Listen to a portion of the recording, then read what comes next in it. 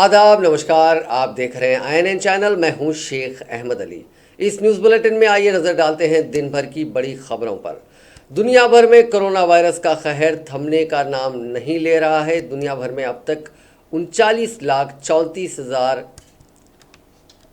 माफ़ कीजिएगा 49,34,080 अफराद कोरोना वायरस से मुतासिर हो चुके हैं, जबकि 3,21,074 अफराद की इस मोजी वायरस से मौत हो चुकी है। अब तक 19,32,000 अफराद इससे ठीक भी हो चुके हैं और 26,35,000 का इलाज चल रहा है। अमेरिका में सबसे ज़्यादा 92,200 अफराद कोरोना वायरस से मारे जा चुके हैं। यूनाइटेड किंगडम में 34,796, इटली में 32,007, फ्रांस में 28,249 और स्पेन में 27,709 अफराद इस मोजी वायरस से मारे जा चुके हैं। हिंदुस्तान में गुज़िश्ता 2 दिनों में कोरोना वायरस के 10,000 से ज़्यादा मामले सामने आने से मुतासिरों की तादाद बढ़कर 1 लाख से ज़्यादा हो गई है और इस आदाद और शुमार को पार करने वाला है दुनिया का 11वां मुल्क बन गया है। मुल्क में इन्फेक्शन से 3,000 से ज़्यादा लोगों की अब तक मौत हो चुकी है। मुल्क में फ़िलहाल कोरोना इन्फेक्शन के 58,802 मामले सरगर्म हैं, यानी एक्टिव केसेस हैं। वजारत सेहत की जानिब से मंगल को जारी आदाद और शुमार के मुताबिक गुज़िश्ता 24 घंटों में 4,970 नए मामले सामने आए हैं, जिससे मजमूई तौर से मुतासिरों की तादाद बढ़कर 1,01,139 हो गई है। इससे एक दिन पहले 5,242 मामले सामने आए थे। मुल्क में इस इन्फेक्शन से गुज़िश्ता 24 घंटों में 134 लोगों की मौत होने से मरने वालों की तादाद बढ़कर 3,163 हो गई है। इन्फेक्शन के बढ़ते मामलों के बावजूद एक मुस्बित बात यह भी है कि इस बीमारी से ठीक होने वालों की तादाद में इजाफा हो रहा है और गुज़िश्ता 24 घंटों में 2,350 अफराद सेहतमंद हुए हैं।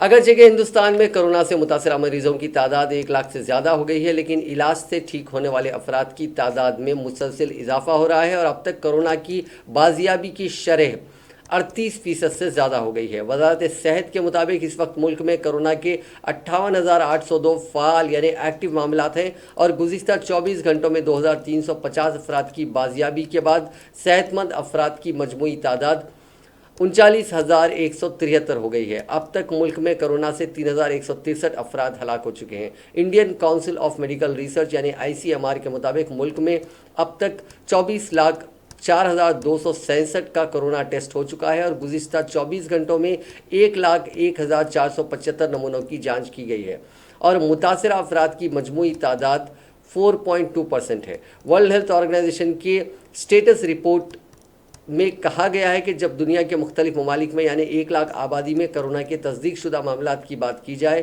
तो हिंदुस्तान में ये बहुत बेहतर है और मुल्क में ये तादाद 7.91 पर लाख है, जबकि आलमी आबादी के मुताबिक 1 लाख में 60 मामलात हैं और आलमी सतह पर अमवात की शरह 6.92% है और हमारे मुल्क में अमवात की शरह करीब 3.1% है। उत्तर प्रदेश के महाजिर मजदूरों की घर वापसी के लिए बसों के चलाने की इजाज़त के ज़िमन में कांग्रेस व यूपी हुकूमत के दरमियान छिड़ी लफ्जी जंग के दरमियान कांग्रेस के सीनियर लीडर व साबिक रुकन पार्लिमान प्रमोद तिवारी ने मंगल को कहा कि बसों को रियासत की सरहदों में दाखिले की इजाज़त देने के बजाय वज़ीर आला योगी आदित्यनाथ ने अपनी काबीना को उनकी पार्टी पर इल्ज़ाम लगाने के लिए मैदान में उतार दिया है। बसों की फहरिस्त में ऑटो, दोपहिया गाड़ियों के रजिस्ट्रेशन नंबर फराहम करने के इल्ज़ाम से दिल बर्दाश्ता कांग्रेस लीडर ने कहा कि बीजेपी के लोगों की जानिब से कांग्रेस को बदनाम करने की कोशिश की जा रही है।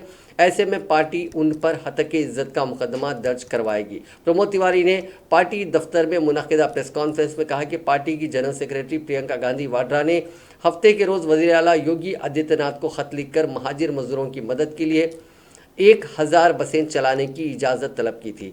4 दिन गुजर गए, बसें तो सड़कों पर नहीं उतरी, लेकिन उत्तर प्रदेश के वज़ीर आला योगी आदित्यनाथ ने अपनी पूरी काबीना को कांग्रेस पर इल्ज़ाम लगाने के लिए उतार दिया।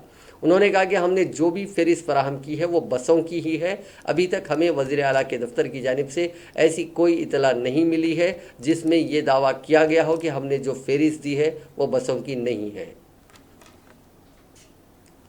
आंध्र प्रदेश में कोविड-19 से मुताल्लिक 2 अमवात के बाद मरने वालों की तादाद 52 हो गई है। हत्ता के मजीद 37 मुस्बित केसेस सामने आए हैं, जिसके बाद वायरस से मुतासिर होने वालों की तादाद 2449 तक पहुंच गई है। Chief minister Y Jaganmohan Reddy ने कहा कि ताहाल तकरीबन 2.5 लाख नमूनों की जांच की गई है, जो मुल्क भर में सबसे ज़्यादा है। महकमे सेहत की जानिब से जारी करदा बुलेटिन में बताया गया कि मंगल को 9739 अफराद के नमूनों की जाँच की गई।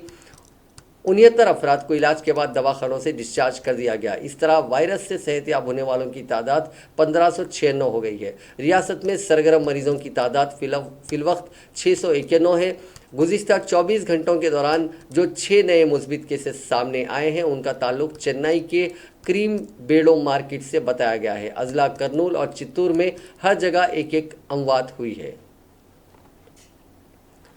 तेलंगाना में कोरोना वायरस के आज 42 नए मामले दर्ज हुए हैं और 4 अफराद की मौत हुई है। Director of public health and family welfare की जानिब से जारी किए गए मीडिया बुलेटिन के मुताबिक आज दर्ज हुए 42 केसेस में 34 मामले ग्रेटर हैदराबाद से हैं, जबकि बाकी 8 माइग्रेंट वर्कर्स के हैं। आज 9 अफराद को रूबे सेहत होने पर डिस्चार्ज किया गया। अब तक रियासत में इस मोजी वायरस से 38 अफराद मारे जा चुके हैं। तेलंगाना में अब तक कोरोना वायरस के 1634 मुस्बित केसेस दर्ज हुए हैं। इनमें से 1011 अफराद ठीक हुए हैं, यानी फिलहाल 585 अफराद का इलाज चल रहा है।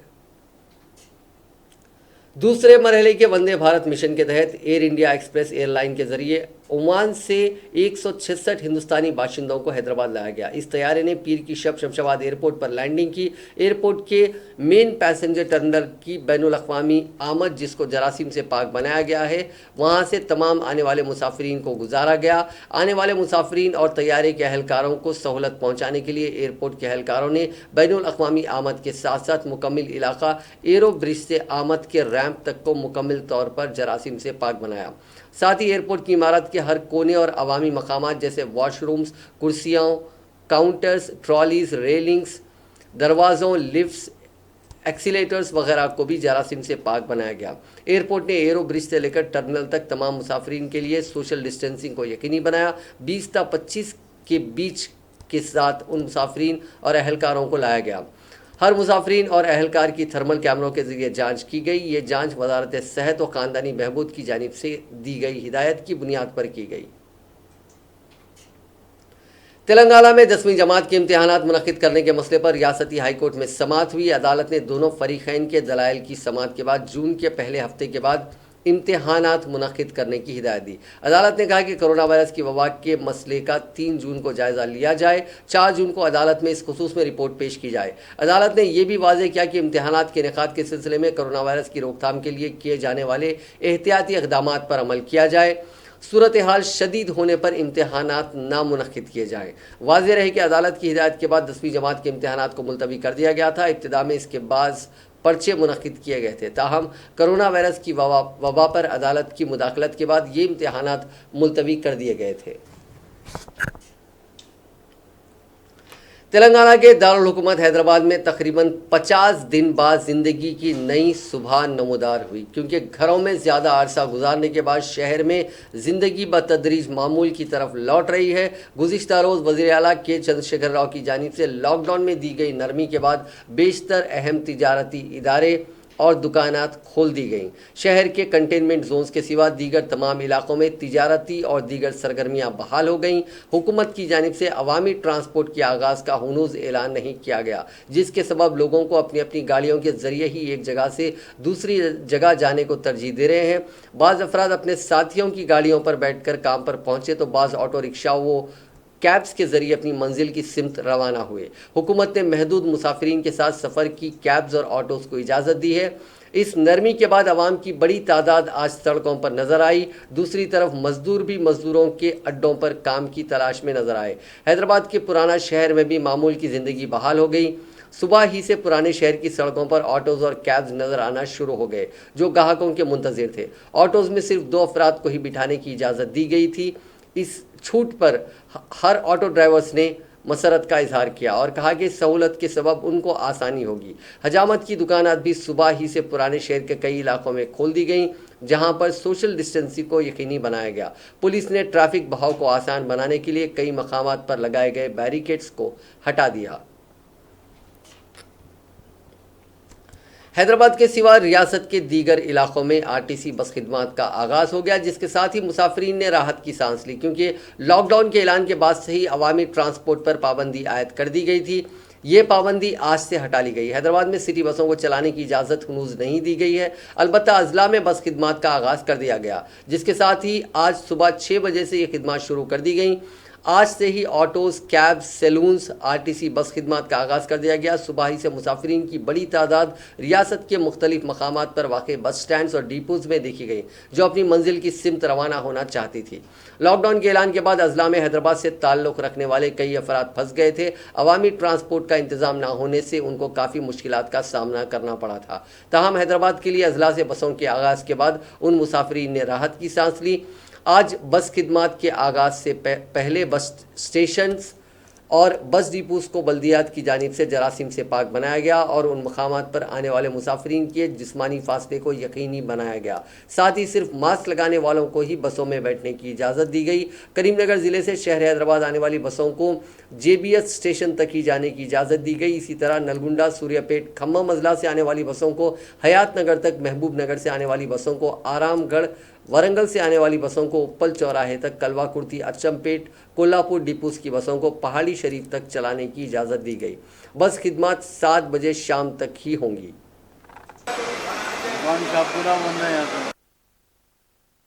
की गाड़ियाँ पूरा इंटरस्टेट गाड़ियाँ रहता, सो अदर डिस्ट्रिक्ट से करीमनगर, मेदक, आदिलाबाद, निजामाबाद से JBS आ रहा। सो यहाँ से पूरा पैसेंजर भर के रिटर्न जा रहा। अप टू 6 बजे तक रहता, शाम में 6 बजे तक गाड़ियाँ चलता, सुबह में 6 बजे से शाम में 6 बजे तक गाड़ियाँ चलता। सो इससे पहले 1053 buses will be around two touch JBS। सो कल से पूरा 1053 बसेस शुरू होता JBS से। पैसेंजर्स को कोई तकलीफ भी नहीं रहता। हम लोग we are taking utmost care in the buses.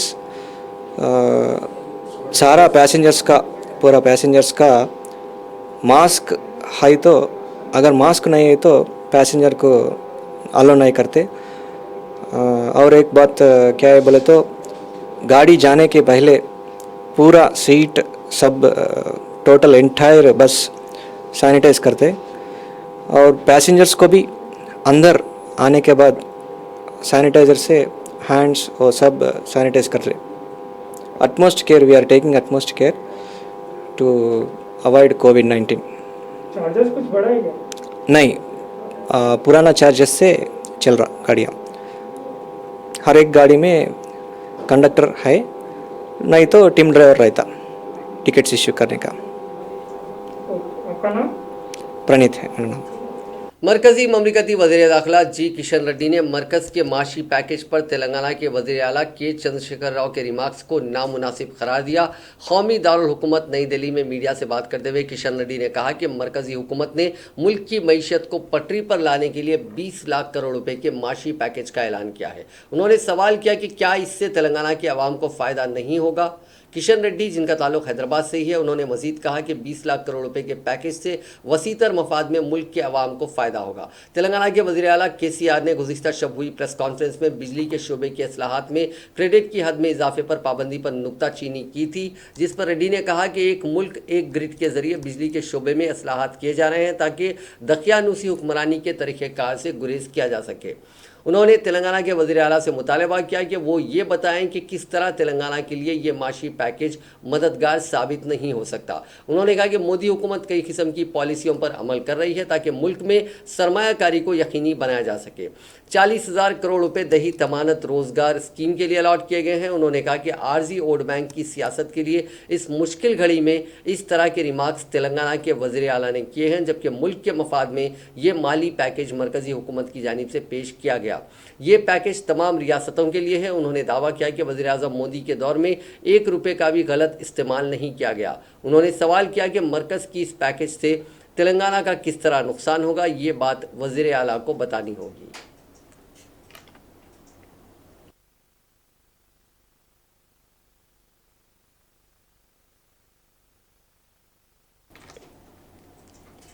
वज़ीर आला के चंद्रशेखर राव ने ज़ेरे सदारत जारी वज़ीर आला चंद्रशेखर राव की ज़ेरे सदारत जारिया माह 21 तारीख को दोपहर 2 बजे प्रगति भवन में तेलंगाना में फसलों की बाकायदा काश्त पर मुश्तमिल पॉलिसी यानी रेगुलेटेड क्रॉपिंग पैटर्न पॉलिसी को खतियत देने के लिए एक आला सतही इजलास मुनक्किद किया जाएगा।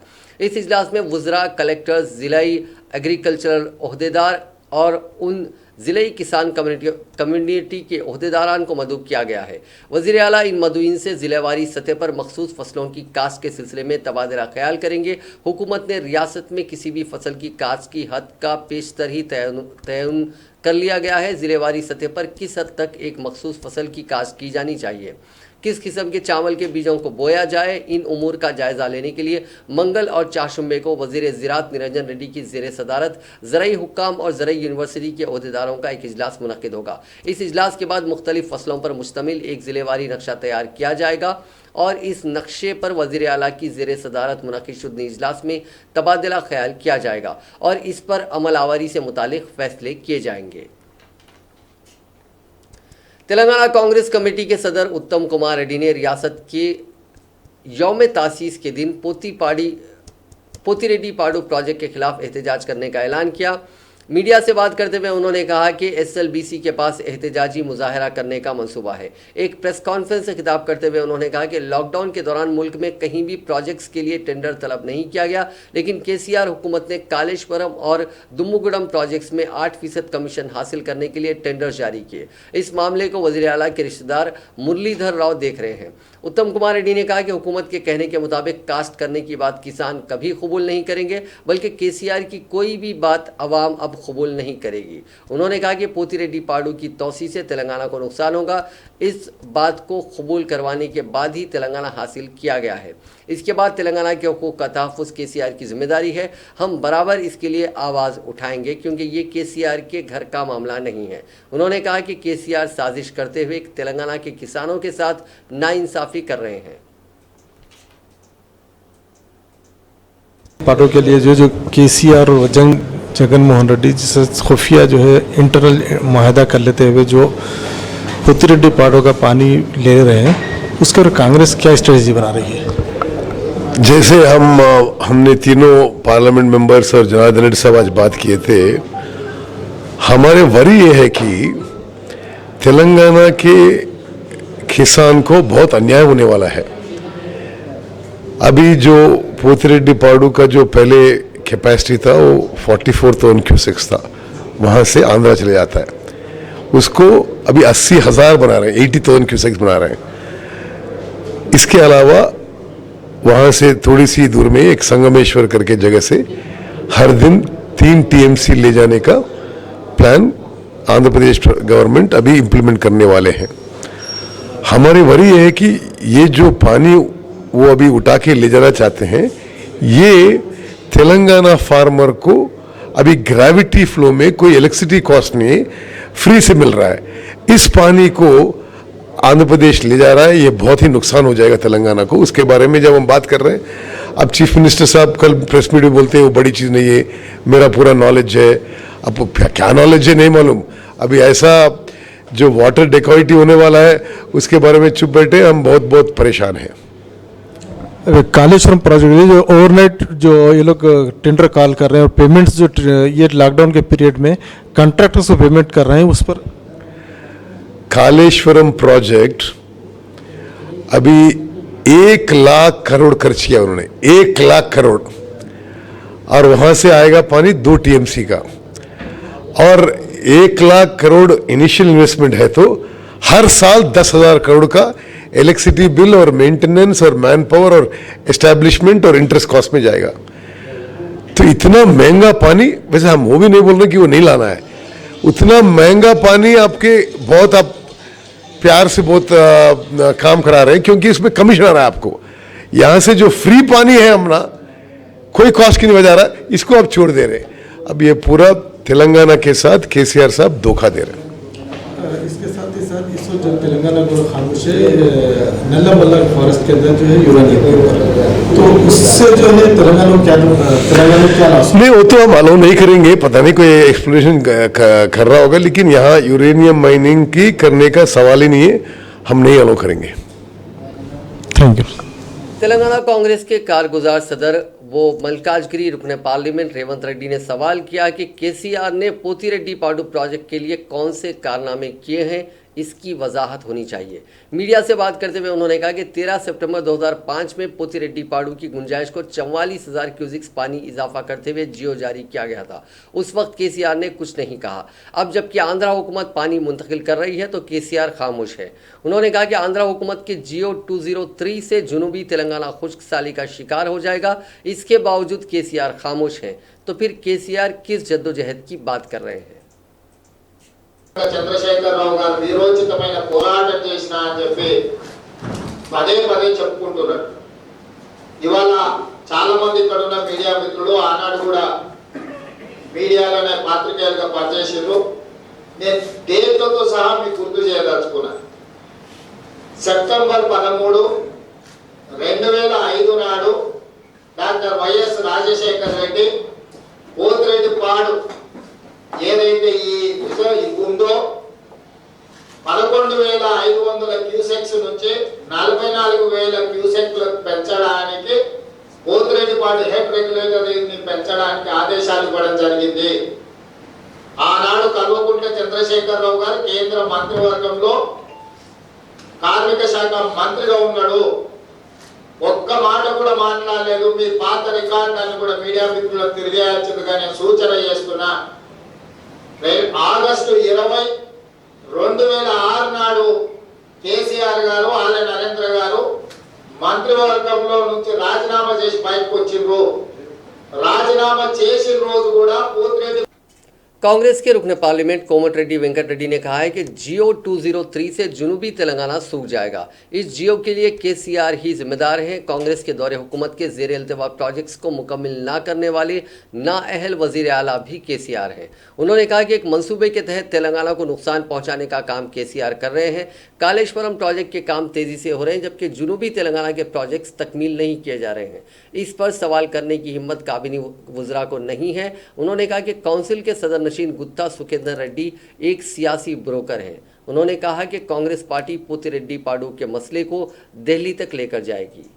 203 जीवो तेलंगाना के साउथ तेलंगाना के 5 डिस्ट्रिक्ट इंक्लूडिंग हैदराबाद पीने का पानी से खम्मम, नलगोंडा, महबूबनगर, रंगारेड्डी पूरा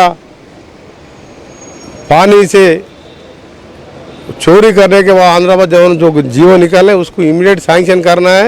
ये जियो केसीआर के सपोर्ट से आंध्रा गवर्नमेंट ने जियो लाया है, उससे बहुत मुश्किल है। बहुत फ्यूचर में तेलंगाना में पानी का रेवेन्यू नहीं मिलते, पूरा एग्रीकल्चर बंद हो जाता।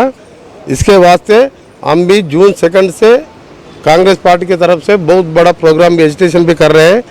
केसीआर साहब क्या कीजिए, हम तेलंगाना लड़े लाए पानी के वास्ते, नौकरी के वास्ते।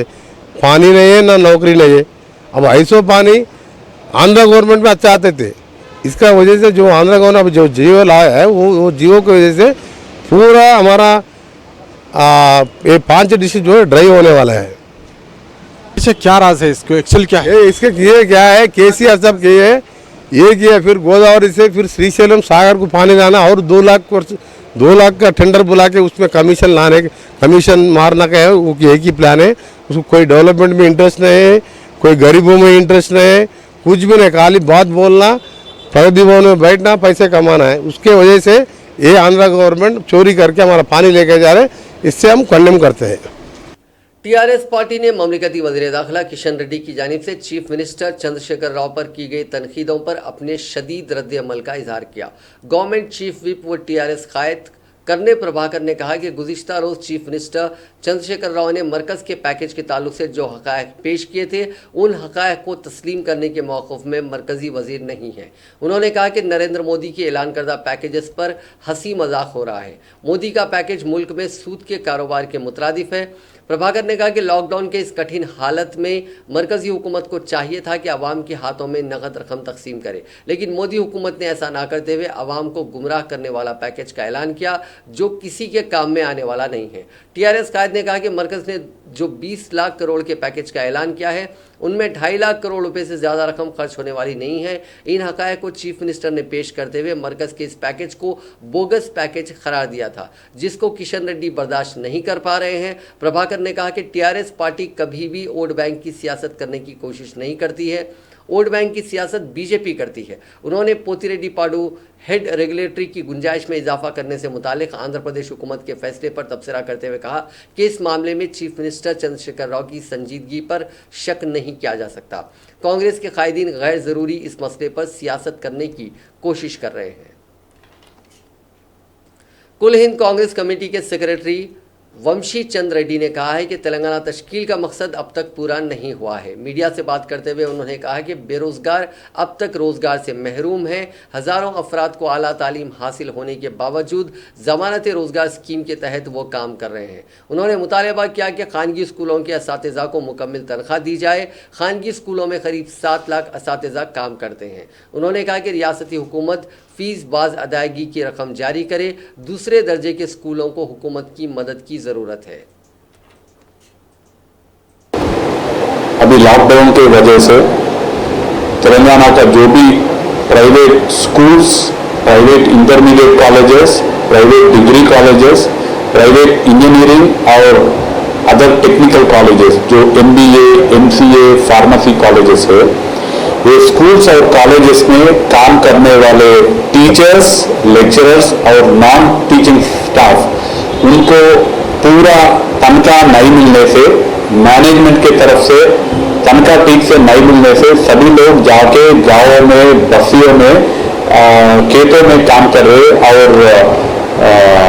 महात्मा Gandhi rural employment guarantee scheme ఉపాధి హామీ పనులు కూడా చేసుకుంటున్నారు వీళ్ళందరూ కూడా। बहुत से स्कूल्स और कॉलेजेस में मार्च महीने का आधा ही सैलरी मिला, अप्रैल और मई महीने का सैलरी 0 सैलरी मिला।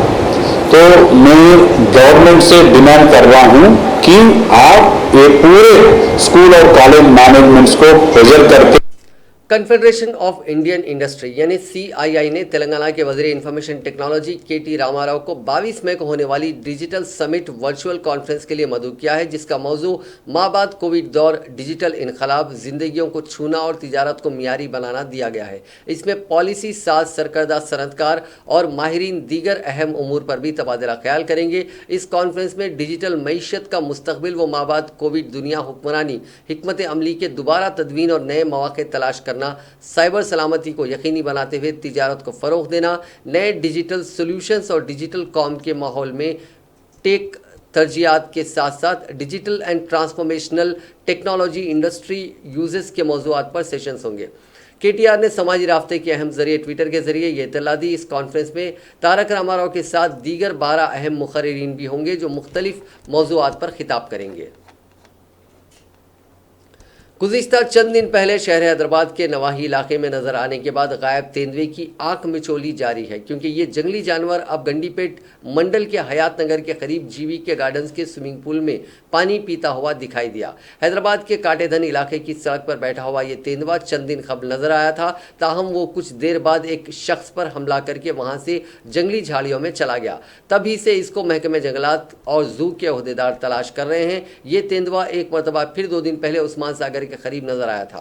अब एक मरतबा फिर इस तेंदुए को स्विमिंग पूल में पानी पीता हुआ देखा गया। वॉचमैन ने इस तेंदुए को सबसे पहले देखा। मकामी अफराद ने इस बात की इत्तला फौरी तौर पर महकमे जंगलात के अहदेदारों को दी, जिसके बाद ये अहदेदार चौकस हो गए और उसको पकड़ने के लिए कोशिशों में तेजी पैदा कर दी गई।